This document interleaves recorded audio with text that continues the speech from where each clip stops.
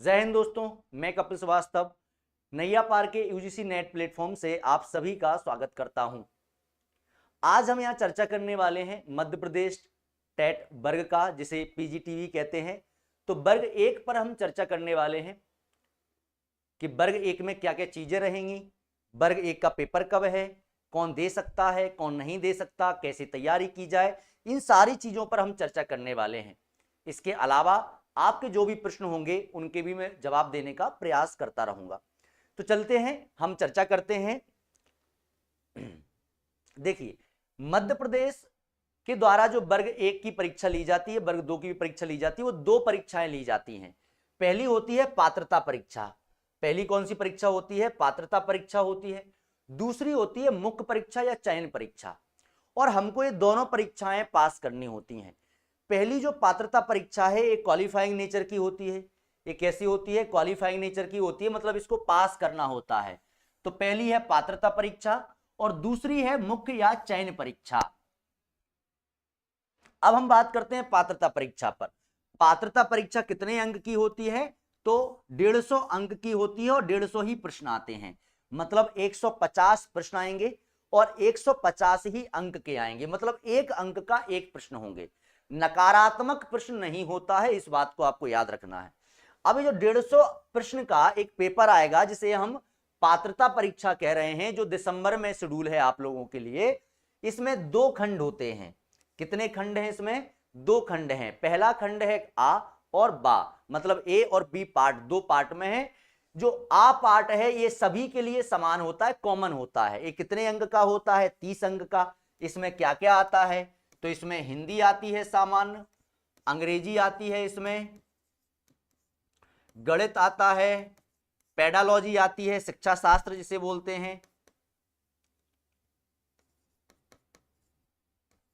शिक्षा शास्त्र आता है। तो ये जीएस या जीके आती है। ये सब मिला के 30 अंक का आता है। ये है पहला पार्ट जो सबके लिए कॉमन होता है। इसका जो सेकंड पार्ट है ये 120 अंक का आएगा या 120 प्रश्न आएंगे, यहां पर लिखा हुआ है। और ये विषय विशेष से होता है, मतलब जिस विषय से आप वर्ग एक का पेपर दे रहे हैं, आपने फॉर्म में जौन सा जो आपका सब्जेक्ट था, जो विषय था, वो फिल किया था। जो आपके मास्टर्स का विषय है, जिसमें आपने मास्टर किया हुआ है, मास्टर्स किया हुआ है, एमए किया हुआ है, एमएससी किया हुआ है, तो उसी विषय से आप इस पेपर को देंगे और उसके 120 प्रश्न होंगे, मतलब टोटल 150 प्रश्न का होगा। अब इसमें पात्रता परीक्षा को पास करने का एक मापदंड बनाया गया है। क्या मापदंड है? कि इसमें 60% जर्नल वालों के लिए जो अनरिजर्व हैं और 50% अंक आरक्षित, मतलब जिनको किसी प्रकार का आरक्षण मिला है, चाहे वो ईडब्ल्यूएस हो, ओबीसी हो, एससी एसटी हो, कोई भी हो, उसको 50% अंक। और जो जनरल कैटेगरी से आते हैं, जिनको रिजर्वेशन नहीं मिलता है, उनको 60%। 60% का मतलब है जनरल वालों को 90 अंक और जो आरक्षित वर्ग के हैं उनको 75 अंक लेके आना है पात्रता परीक्षा को पास करने के लिए। अब पात्रता परीक्षा पास हो गए आप, तो पात्रता परीक्षा पास होने के बाद फिर आता है दूसरा स्टेज, जिसे हम कहते हैं मुख्य परीक्षा या चयन परीक्षा। मुख्य परीक्षा और चयन परीक्षा में जो कॉमन वाला पेपर है वो नहीं होता है, केवल इसमें एक पेपर होता है 100 अंक का और 100 ही प्रश्न होते हैं, मतलब इसमें भी एक अंक का एक प्रश्न होता है। और इसमें काय का पेपर होता है? आपके विषय विशेष का, जो आपने यहां दिया हुआ है, इसी का थोड़ा सा बड़ा और कठिन रूप आ जाता है मुख्य परीक्षा में।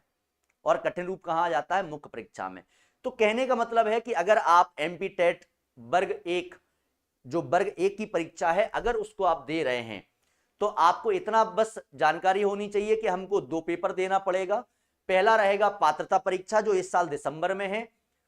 पात्रता परीक्षा में आपको 60% अंक लेके आने हैं, 90%। अगर आप आरक्षित वर्ग के हैं तो आपको 75 अंक अर्थात 50% अंक लेके आने हैं 150 में से, जिसमें से 30 प्रश्न होंगे सबके मिक्स, जो कॉमन होगा, और 120 प्रश्न होंगे आपके विषय से।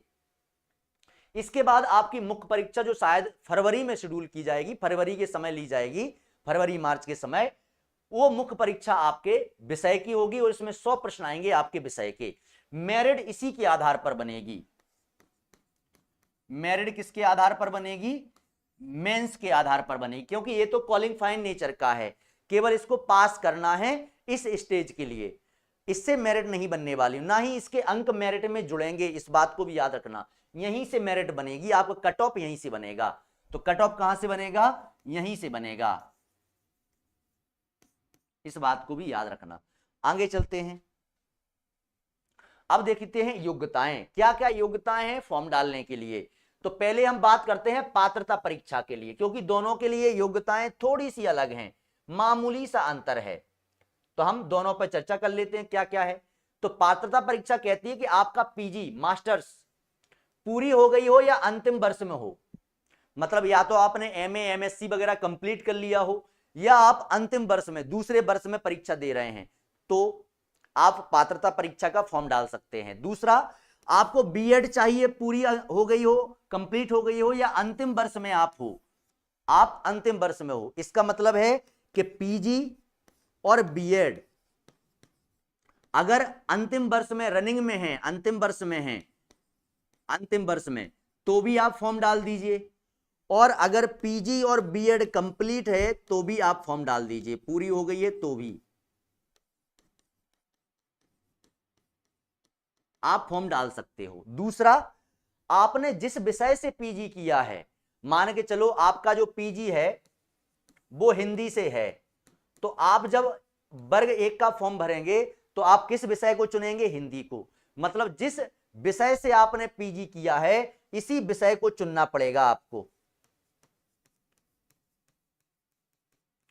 कई विद्यार्थियों को क्या होता है, जैसे पीजी तो उन्होंने हिंदी में कर लिया, लेकिन उनका स्ट्रॉन्ग सब्जेक्ट और कुछ है, तो वो और कुछ सब्जेक्ट से नहीं दे सकते, जिसमें मास्टर्स किया हुआ है उसी सब्जेक्ट से आप वर्ग 1 का पेपर दे सकते हैं। अब आपने पात्रता परीक्षा का फॉर्म भर दिया और आपका पात्रता परीक्षा पास हो गए आप। पात्रता परीक्षा का रिजल्ट आते आते आपकी मास्टर्स भी हो गई और बीएड भी हो गई। अब आते मुख्य परीक्षा के फॉर्म पर।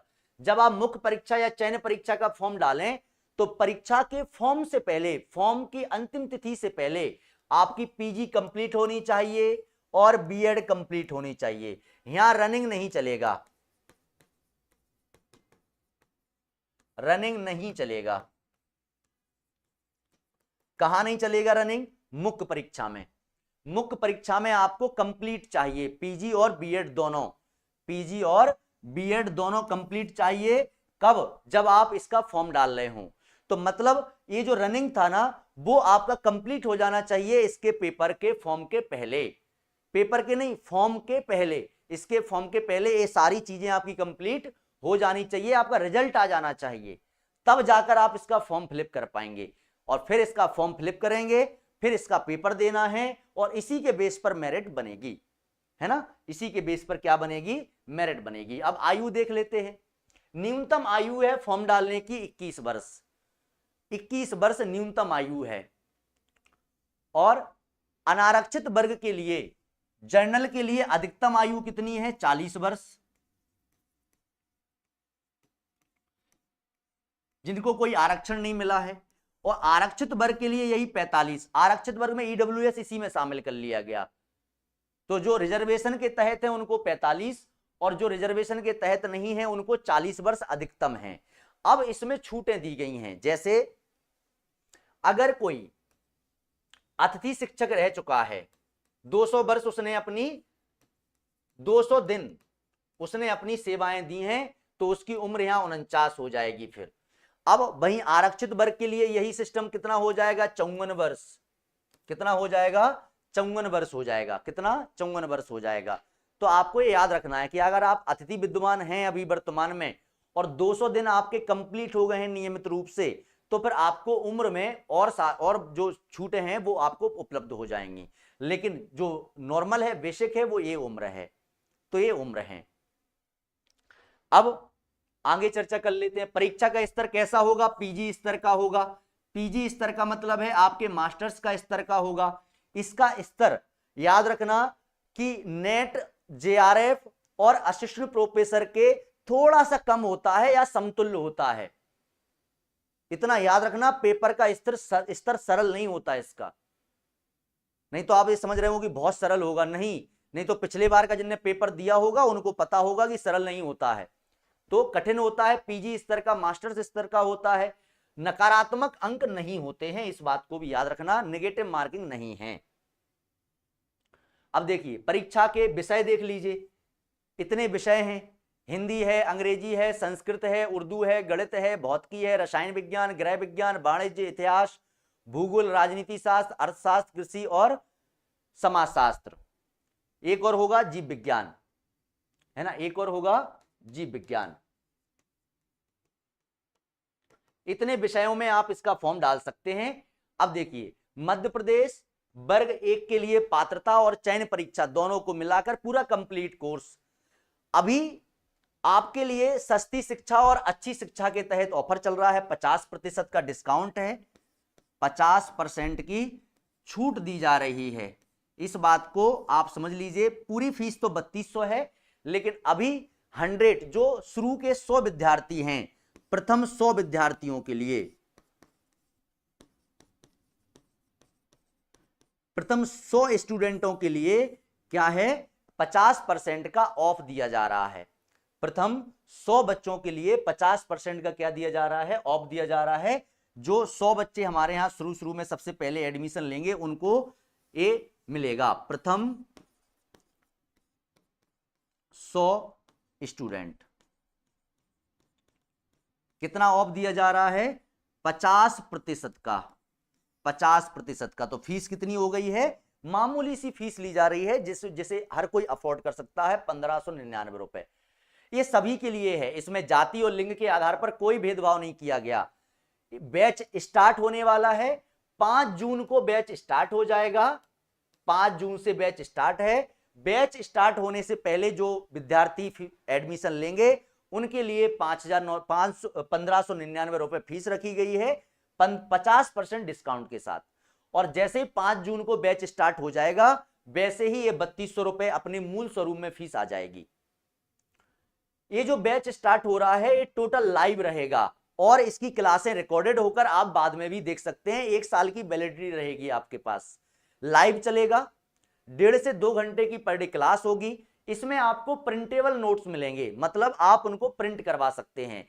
क्लास पीपीटी भी मिलेगी, टेस्ट भी मिलेगा और क्लासें भी मिलेंगी। इसी फीस में कंप्लीट कोर्स करवाया जाएगा आपको पूरा।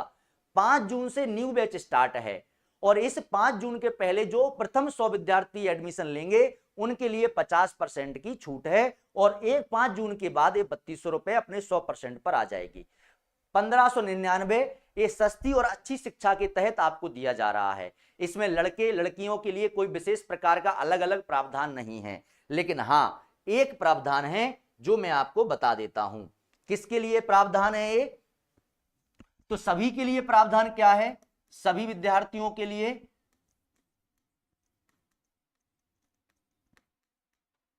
तो सभी विद्यार्थियों के लिए प्रावधान है 50% छूट का और ये 50% छूट के साथ फीस हो जाती है 1599 रुपए। इसमें आपको क्लास भी मिलेगी, नोट्स भी मिलेंगे और टेस्ट भी मिलेंगे। क्लास आपको लाइव मिलेगी और रिकॉर्डेड, मतलब क्लास तो सारी लाइव चलेंगी लेकिन बाद में रिकॉर्ड होकर भी आप उनको देख सकते हैं। एक दिगंत माता पिता जिनके माता पिता दिगंत हो गए हैं, मतलब स्वर्गवासी हो गए हैं, ऐसे विद्यार्थी जिनके माता पिता दिगंत हो गए हैं उनको 70% की छूट मिलेगी, 70% की छूट। और मुझे लगता है कि किसी अन्य विद्यार्थी को इस पर कोई आपत्ति नहीं होनी चाहिए। ये जो ऑफर है ये ऑफर नहीं है, ये हमारी तरफ से एक प्रयास है समाज के लिए, ये हमेशा चलता रहेगा। ऐसा विद्यार्थी कभी भी एडमिशन ले सकता है इसी फीस पर। मतलब आप समझ रहे हैं कि टोटल फीस 3200 है, उसका 70% छूट दे दी गई है, लगभग 900 रुपए में उनको ये पूरा लेक्चर मिल जाएगा, सारी सुविधाएं मिल जाएंगी। जिनके माता पिता दिगंत हैं, जिनके माता पिता स्वर्गवासी हैं, उनको ये छूट का प्रावधान है। लेकिन इसके लिए उनको कॉल करना पड़ेगा। हमारे जो नीचे नंबर दिए जा रहे हैं, मोबाइल नंबर दिया जा रहा है, इस पर आप क्या कर दें, कॉल करें और कॉल करके आपका ये फीस कम हो जाएगी। तो ये समाज के लिए हमारा कुछ योगदान जो हम देना चाहते हैं। और ये हमारे सभी माताओं बहनों भाइयों को है जो 50% की छूट दी जा रही है, लेकिन ये सीमित है। ये कब तक के लिए दी जा रही है? प्रथम 100 विद्यार्थी या 5 जून तक, जो भी पहले हो जाए। अगर 100 विद्यार्थियों ने पहले एडमिशन ले लिया तो ये पहले ही बंद हो जाएगा, या फिर 5 जून को ऑटोमेटिक बंद हो जाएगा 50% छूट वाला। तो हिंदी साहित्य के अगर आप तैयारी कर रहे हैं हिंदी साहित्य से, और अगर आप चाहते हैं कि आपकी तैयारी बढ़िया हो, आप रिस्क नहीं लेना चाहते इस बार किसी भी प्रकार का, प्रॉपर टेस्ट देना चाहते हैं, प्रॉपर आपके पास कंप्लीट नोट्स होने चाहिए, और आप क्लासें भी देखना चाहते हैं, तो इतनी कम फीस पर मुझे लगता है कि आप फायदे में रहेंगे। तो मुझे आशा है कि मेरे द्वारा दिया गया संदेश आप तक पहुंच गया होगा। अब हम मिलते रहेंगे यूट्यूब के माध्यम से भी और क्लासों के माध्यम से भी। धन्यवाद। जय हिंद, जय भारत।